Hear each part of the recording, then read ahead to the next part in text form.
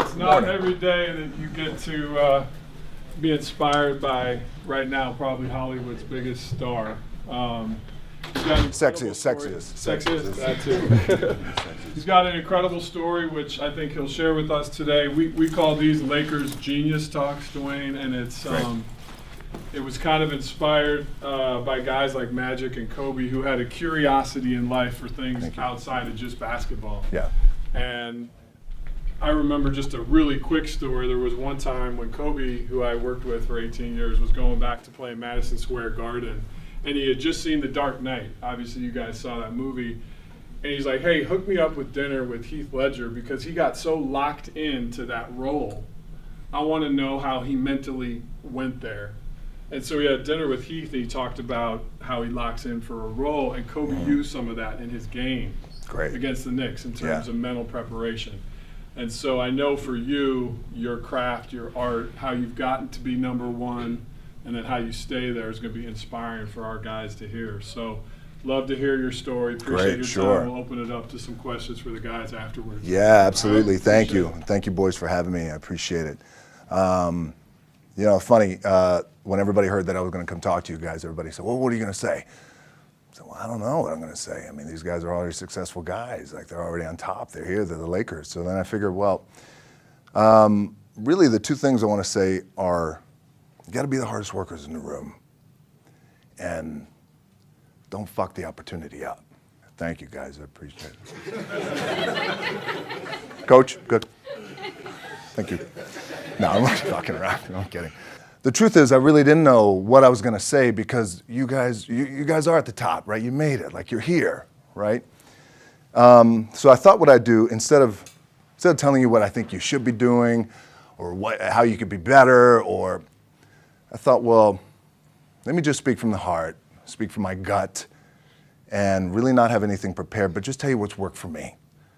And maybe some of the stuff that's worked for me might work for you now, currently, presently, as you guys have your goals and ambitions, NBA championship, MVPs in this room, things like that. But then further on down the line, as you guys continue to live your life. The first thing I would just want to say is this idea and this notion that you could be anything you want, and you can accomplish anything you want, right? We hear that. You've heard that from the time you were little boys. You hear that now. You're already incredibly accomplished. You can win an NBA championship, MVP of the league. You could become president. You could become governor. You could be in entertainment. You could do Charles, and you could do Shaq. You could do that. You could do whatever you want to do. You guys know that. The thing that has worked for me is to remember the hard times. So, and I'm sure you guys all have your processes. And again, I'm going to tell you what's worked for me. So before a big movie comes out, before, back in the days when I was wrestling with WWE, a WrestleMania match, anything big that would happen, I would always take a moment and I'd just remind myself, all right, I was evicted when I was 14. We were kicked off the island. We couldn't live in Hawaii. Had no place to live. A lot of shit happened. Then when I moved to Nashville, I was arrested multiple times by the time I was 16 years old. Like, I remember that. If I were playing on this team, which my skills are, what's that term? Oh, the shits. So I never play. But before I lace up, before I get on the court, before I play in these big games, before I go to the Staples Center, where history is there, those are historic walls there at the Staples Center. I would remember that. And it allows me then to be present in the moment and understand, holy shit, the stuff I have around me right now, this is the shit that I dreamed of when I was a kid. I am here. I played for University of Miami, played for great teams. Warren Sapp, Ray Lewis, they were my teammates. They were balling. Warren Sapp was playing tight end that time. I was starting defensive tackle. Yeah. They moved him over to D-line. And he looked at me, he's like, yo, dude, I'm going to take your spot. I said, you ain't taking my fucking spot. He said, I'm going to take your spot. I said, no, you ain't. We battled, and he took my spot. Now, you can imagine how that fucked with me, because there goes my opportunity. He went in, switched to defensive tackle, lit the world on fire. Well, what that did, it crushed me, it crushed my dreams. I had a piss poor senior year, zero production, No NFL, no combine invite, nothing. Finally went to the CFL, Calgary Stampeders, making $250 a week Canadian. Now, I had to send that shit home to my wife at that time. Had no money. So I remember that. When I got cut from Canada, I had $7 in my pocket. And I always tell that story. So now my production company is $7, advertising agency is $7, everything is $7. So I always remember that. What helps me is to keep the hard times in the front of my mind, because it allows me to go into these big moments that I've worked my ass off, and you guys have worked your ass off. It allows me to go into these big moments with a different perspective. What it also does for me, and again, this is what works for me. Like, I keep my back, excuse my language, my back is up against this motherfucker. Every day, it's against this fucking wall. Excuse my language, ladies in the room. But it's up against this motherfucker because it's what I believe in. And when my back is against this motherfucker, then there's nowhere to go. But that way. That's it. So I feel like this could be something, an ideology and mindset that could help you, if you look at it that way. Because you made it already. We made it. We're successful boys, and we're lucky boys to be where we're at. Oh, you guys made it. Everybody's rich in the room. Nobody's gonna get evicted anymore. Anything you got, there's no more money problems, right? You got a lot of hands out now. Hey, can I get a little bit? Can I get a little bit? Right, that happens. But when you make it, for me, I need this. I need this. So every day, my back is up against this motherfucker, and this is how I operate. Now, doesn't mean you don't smile, doesn't mean you don't laugh and joke, right? You're happy, I'm a happy guy. But when it comes to business, and when it comes to executing, it's up against this. And I gotta go that way. And I don't give a fuck who is in front of me. They're not gonna stop me.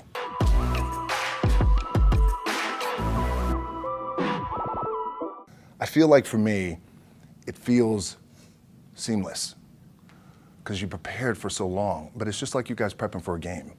That's the fun part. That's where it's like, fuck, it's fun, man. People are paying their hard-earned dollars to come see you. They're cheering, they're going bananas, they're booing the shit out of you or on the road. That's fun. That's what you live for. I mean, that's the juice right there. The prep is where the character is made. And I just don't mean the character I play, I mean the character in here. So for me, the prep is getting with the director, getting with the producers, getting with the writers, so in essence, it's like getting with all your coaches and your different position coaches and all the meetings that you have to have, right? So that's the work you put in. The key for me was, where does it start? What's the anchor? What's the anchor? So I could have all these ambitions and you guys have all these ambitions, which is great. It's important. I'll play this role, you'll play that role. I'll execute this thing and it'll come out this summer. You guys will execute this thing during the summer, right, when it's time to really put in a lot more work. But the key with me is just always finding what the anchor is. And the fucking anchor is getting up at 4 o'clock in the morning every day before anybody else and grounding my thought process is in the no one will outwork me. No one. I love and I respect you guys. You motherfuckers won't outwork me. All starts with this. 2 hands, putting it to work.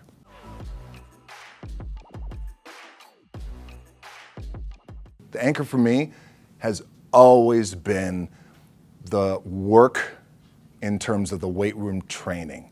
So when I first started wrestling, I was 6 years old, rolling on the mats with my dad. My old man, a lot of you guys won't know this. Yeah, Rocky Johnson. My old man was Rocky Johnson. He was the first black WWF at that time. First black WWE tag team champions with Tony Atlas back in 1983. My uncles were the Wild Samoans. I come from a long line of pro wrestlers.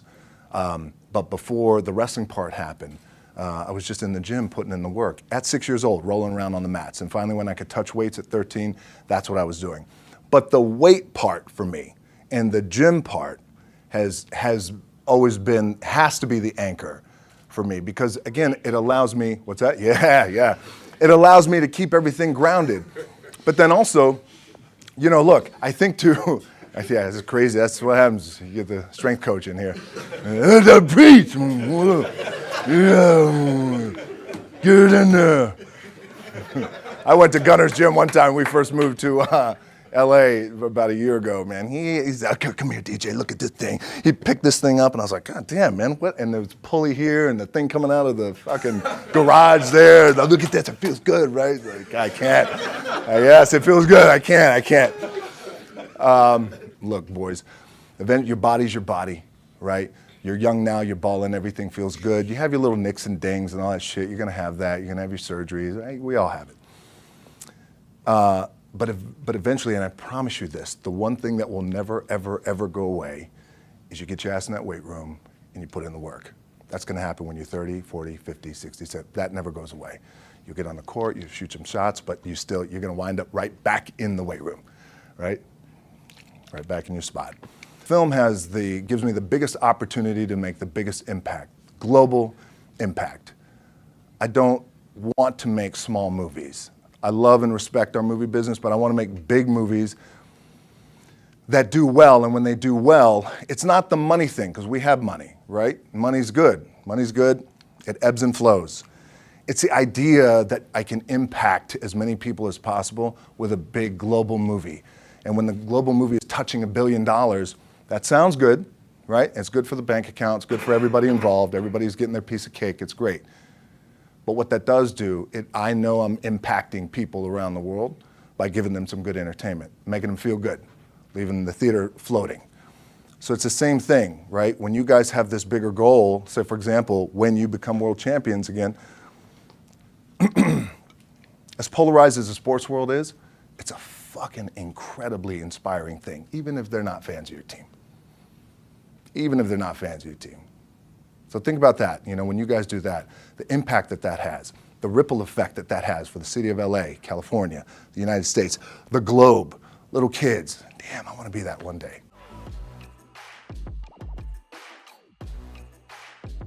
Favorite WWE moment will probably be, I've had a lot of them, man. Got really, really lucky. I think probably the matches I had with Stone Cold Steve Austin. Yeah, they were really good, and we just had a real special chemistry. And anytime we got in the ring, it created this kind of magic, and we broke a lot of records and pay-per-view records.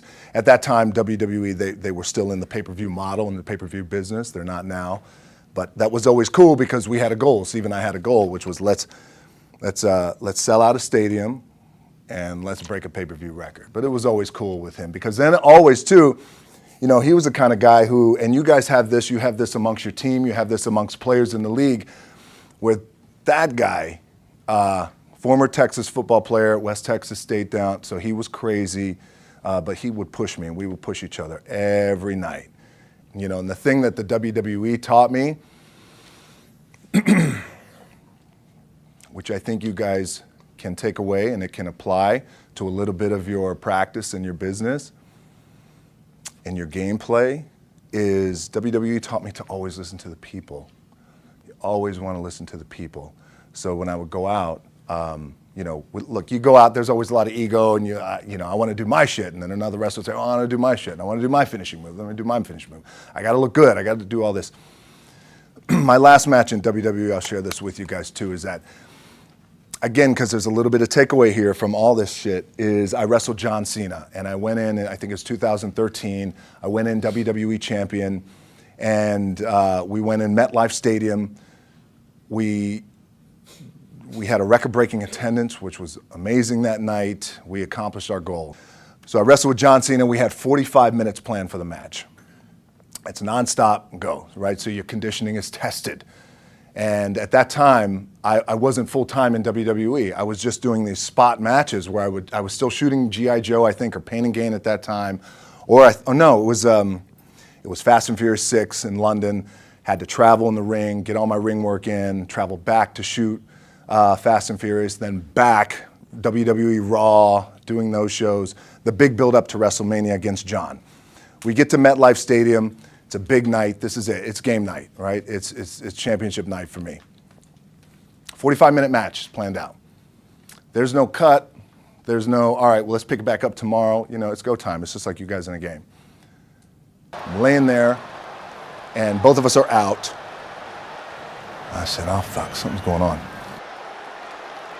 And I stick my hand, now there's 85,000 people, right? And we're just laid out like this. I kind of roll over, I stick my hand down in my trunk just to see, I want to make sure that there was no bone sticking out.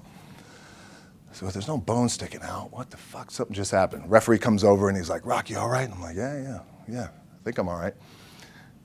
I said, fuck. I get up, I go to step, and I can't step. I can't do this. I have to use my leg like momentum. I gotta do that.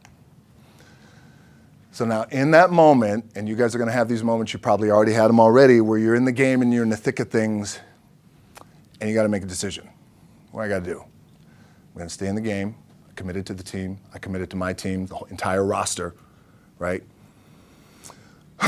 And in the world of wrestling, when you have a big show like this and you have a big main event that the entire show is based around, the wrestlers will come up to the two people in the main event at some point all throughout the night in the locker room and just be like, hey, thank you for the house.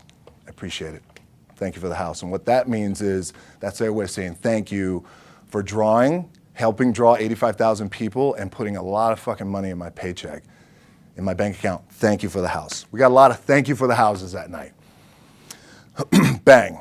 This happens, and now I realize I can't move my leg. And I got 30 minutes left of this match. And it's not just like fucking around. I mean, these are like, we got to put on a show. There's a lot of big flying and suplexes and all that.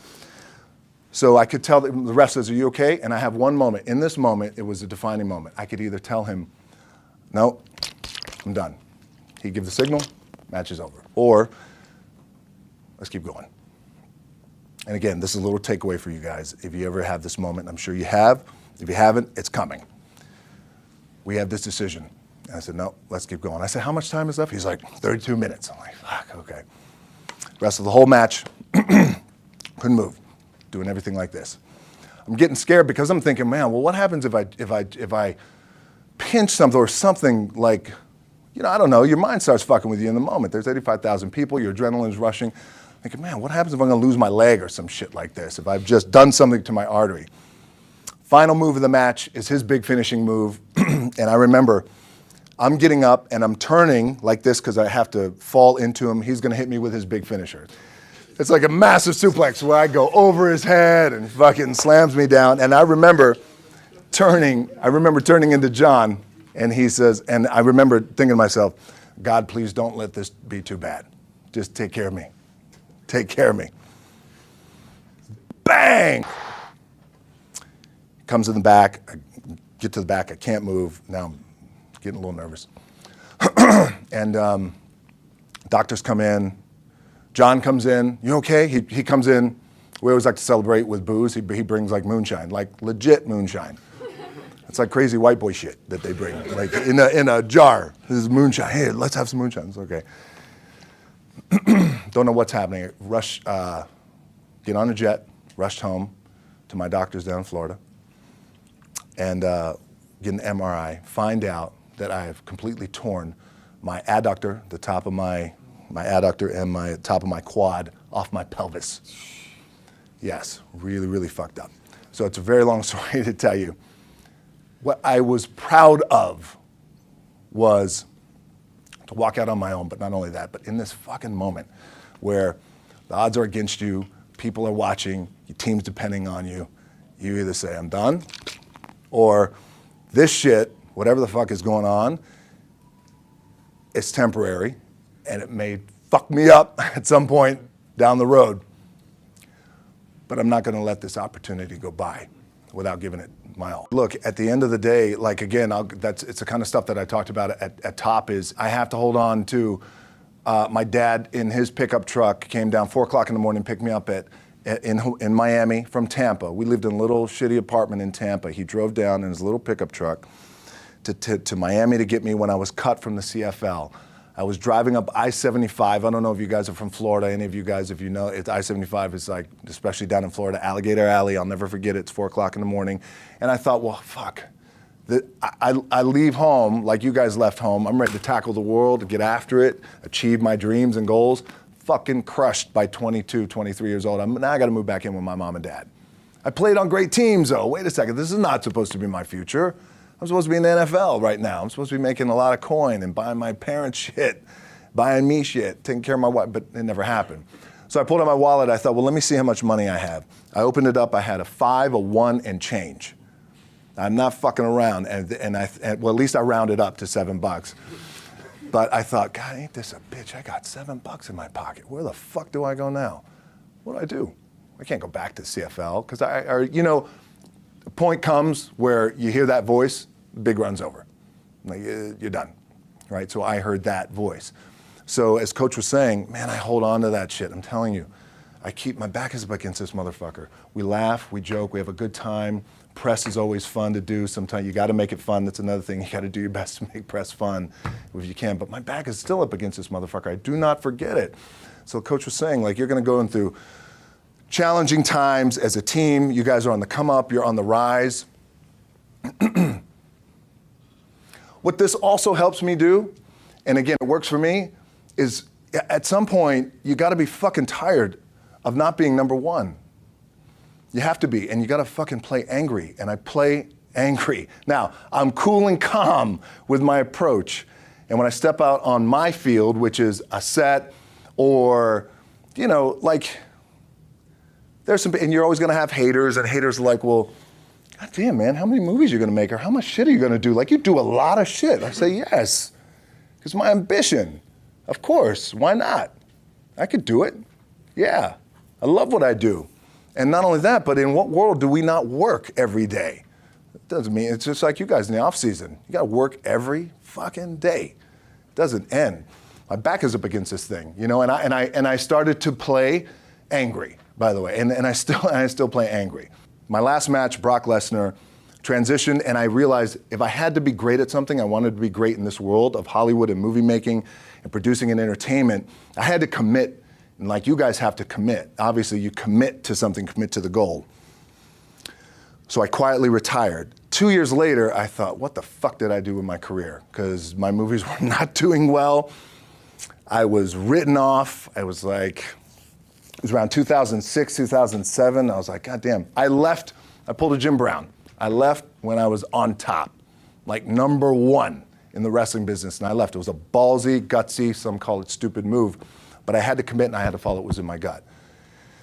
And at that time, I'll share this with you guys, and Will Smith is my boy, and I sat down at that time with the agency I was with, and they said, what do you want to accomplish? I said, I want to accomplish the world. I want the world, and I want Will Smith's career, and I said, and I mean this respectfully because I know he's here at this agency with us, I want to do it bigger and better. And they looked at me like I had 3 fucking heads, and they were like, okay. But I still stayed focused, and I still had still put in the hard work with my 2 hands, and that's it. And that's what it comes down to with you guys too. Look, I appreciate you guys giving me the time. I enjoyed this back and forth, rapping a little bit. But the one thing I do want to leave you with is, as you guys know, there's nothing you can't accomplish. You're gonna go on, you're gonna become world champions. The key, for me, what I think one of the keys is, remember where you came from, keep that shit in the front of your mind, and when shit goes bad and it goes sideways, a lot of shit does, you're getting booed out of the fucking building, or you're coming through this injury, or people are writing you off, oh, you guys ain't gonna fucking make it, any of that shit, you gotta keep it in here. And it really has to, it should drive you, it should. It works for me, it should drive you. You got all the talent in the world, it's all here. It's all here. Everybody's the next best thing. Everybody's the thing. Everybody's the best. It's all here. But for me, and the one thing I want to share with you guys is, there's no other team in the world that has this level of hype and cachet and love and sizzle and fucking magic. And I'm not saying it because it's magic, Johnson, but I mean that, like, this team is fucking special. This place is special. Like, that's fucking special. So I would recommend that you remember what was accomplished here in the past, which again, I know you guys do because it's always here. It's always being pumped in your brain. But goddamn, I want to do it better. I'd want to do it better. I don't know how that is, because they even said to me, well, how do you do it better than him? This was in 2006. I said, I don't know, but I do believe there's a better way to do it and a different way to do it. Maybe it's through social media, connectivity, global, I don't know, let me understand the market, all that. And here I am, right? And then one day you guys are going to be there too. So, guys, thank you. Thank you, boys, so much. Appreciate it.